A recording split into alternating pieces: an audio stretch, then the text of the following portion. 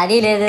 పైగా నా విగ్రహాన్ని కొనడానికి పెళ్లి సంబంధాల్లో పిల్లని చూడడానికి వెళ్ళినట్టు పలోమను 10 మంది వెళ్తారు. అందులో ఒకడికి ఆ బొమ్మ నచ్చిందని, ఇంకోటికి ఈ బొమ్మ నచ్చిందని. నా కర్మ ఏంటంటే అక్కడ ఉన్నవన్నీ నా బొమ్మలే. మళ్ళీ తీరా 10 మందికి ఒక బొమ్మ నచ్చాక అమ్మేటోడు అలుసుగా తీసుకొని 10,000 15,000 అని బాంబు పేలుస్తాడు. ఎందుకురా బాబు ఇంత రేట్ అంటే కలకత్తా నుంచి తెప్పించాం అంటాడు. నాకు అర్థం కానిది ఏంటంటే ఎక్కడైతే నేను కలకత్తా నుంచి అయితే నాకన్నా మునగాడు వస్తాడా, అక్కడ కూడా నేనే కదా.